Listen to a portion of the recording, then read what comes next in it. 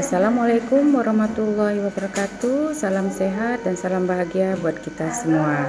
Bagaimana kabarnya Ibu pada hari ini, Bapak-bapak, Ibu-ibu?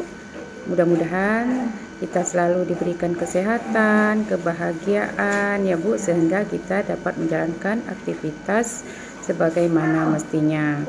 Perkenalkan lagi, nama saya Hawara SSTM KEP. Kemudian di sini saya akan menjelaskan tentang lansia sehat, produktif, dan mandiri. Baiklah, saya akan menjelaskan di sini tentang lansia sehat, produktif, dan mandiri. Oke, kita lanjut. Faktor perilaku merupakan faktor yang paling berpengaruh kalau kita mau sehat, yaitu sebesar 53% dibanding faktor-faktor lain ya. Jadi faktor perilaku merupakan faktor yang paling berpengaruh untuk kita menuju sehat. Klasifikasi menurut WHO, lansia itu meliputi usia pertengahan, yaitu antara usia 45 sampai 59 tahun. Kalau usia lanjut yaitu antara usia 60 sampai 74 tahun, dan lanjut usia tua dikatakan yaitu usia 75 sampai 90 tahun, dan usia sangat tua yaitu di atas usia 90 tahun. Ini menurut WHO. Apa itu sehat? Jadi definisi sehat dan mandiri yaitu kalau kesehatan adalah keadaan sehat baik secara fisik, mental, spiritual maupun sosial yang memungkinkan setiap orang hidup produktif secara sosial dan ekonomis. Yang dikatakan mandiri yaitu artinya dapat melakukan kegiatan atau aktivitas sehari-hari tanpa bantuan orang lain. Kita lanjutkan lagi yaitu penyakit pada lansia. Apa saja penyakit yang sering terjadi pada lansia yaitu hipertensi, diabetes, ya, artritis, kadang insomnia, osteoporosis, malnutrisi, PPOK, jantung koroner, dan stroke. Inilah penyakit-penyakit yang sering terjadi pada lansia. Menjadi tua adalah suatu proses yang alamiah, jadi jangan merasa takut. Ini ada tip menuju lansia sehat dan mandiri. Jadi ada 4, yaitu yang pertama, hindari pola hidup yang tidak sehat. Yang kedua yaitu gizi seimbang. Yang ketiga yaitu melakukan aktivitas fisik dan olahraga. Serta yang keempat yaitu pemeriksaan kesehatan secara berkala. Yang pertama yaitu kita bahas tentang pola hidup tidak sehat, yaitu perilaku tertentu yang telah berulang kali dilaksanakan sehingga menjadi menetap dan rutin. Sukar berubah budayanya, misalnya suka makanan yang manis-manis.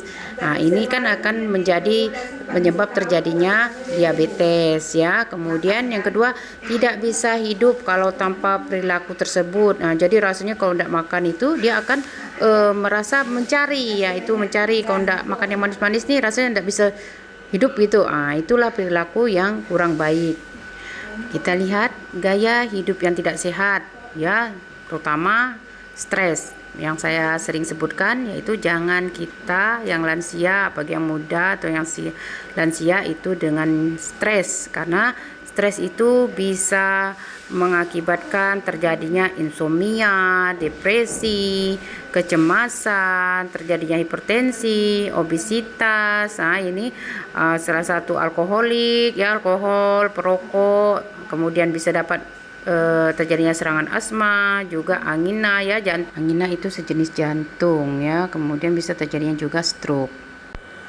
Makanan yang kedua yaitu gizi seimbang. Makanan yang dimakan sehari-hari yang mengandung zat tenaga, zat pembangun, dan zat pengatur dalam jumlah yang cukup sesuai dengan kebutuhan dan kondisi tubuh, dan terdiri dari bahan makanan yang beraneka ragam.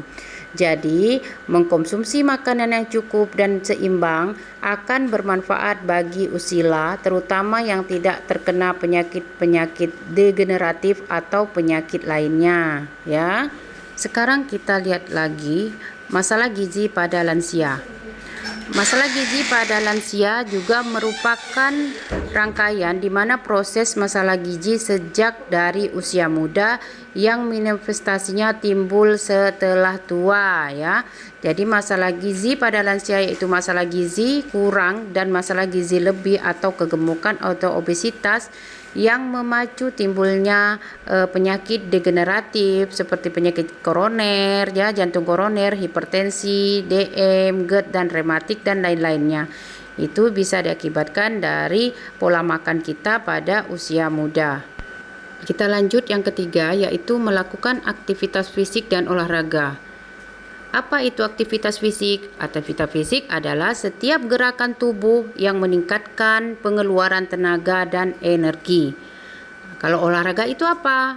Jadi olahraga adalah suatu bentuk aktivitas fisik dari otot tubuh yang bila dilaksanakan dengan baik dan benar dan serta terukur dan teratur akan meningkatkan kebugaran jasmani. Dan kebugaran jasmani itu apa? Itu adalah kemampuan tubuh untuk melakukan pekerjaan sehari-hari tanpa menimbulkan kelelahan yang berarti ya. Jadi tetap lakukan aktivitas fisik. Saya akan membagikan tips melakukan olahraga pada lansia. Yang pertama yaitu konsultasi ke dokter, dilakukan 3 kali seminggu secara teratur. Pilih olahraga yang mudah, aman, sesuai dengan minat dan kebutuhan tubuh. Kemudian olahraga sebaiknya dilakukan 2 jam setelah selesai makan dan dianjurkan minum sebelum olahraga. Pakaian yang dikenakan terbuat dari bahan yang ringan dan mudah menyerap keringat dan tidak mengganggu untuk bergerak. Bila olahraga dilakukan di luar ruangan, sebaiknya dilakukan pagi atau sore hari ya. Jadi jangan siang-siang hari. Dan yang keempat yaitu pemeriksaan kesehatan secara berkala di Posyandu Lansia dan Puskesmas Santun Lansia. Yaitu sehingga kita mendapatkan manfaat pemeriksaan kesehatan, dapat mengetahui keadaan kesehatan diri, mengetahui kelainan secara dini, mengobati sesegera mungkin bila ditemukan adanya kelainan, dan memperoleh informasi tentang apa yang harus tidak boleh serta bagaimana melakukannya ya, ibu-ibu, bapak-bapak. Adapun pemeriksaan yang dapat kita lakukan yaitu melakukan pemeriksaan fisik seperti berat badan, tekanan darah ya dan lain-lain, lingkar perut ya. Kemudian pemeriksaan status kemandirian ya. Biasanya kita kalau di Posyandu ada format dalam pengisian status kemandirian. Kemudian pemeriksaan status gizi, pemeriksaan laboratorium sederhana seperti pemeriksaan glukosa darah, kolesterol, asam urat dan lain-lain. Kemudian bisa melakukan pemeriksaan mental psikologi, itu sudah ada juga di formatnya biasa kalau di Posyandu Lansia. Kemudian pemeriksaan kapikunan, kemudian pemeriksaan fungsi indera penglihatan dan pendengaran. Sampailah mungkin hanya ini yang saya dapat sampaikan kepada ibu-ibu serta bapak-bapak. Semoga apa yang saya sampaikan bisa bermanfaat bagi kita semua. Wabillahi taufiq wal hidayah. Assalamualaikum warahmatullahi wabarakatuh.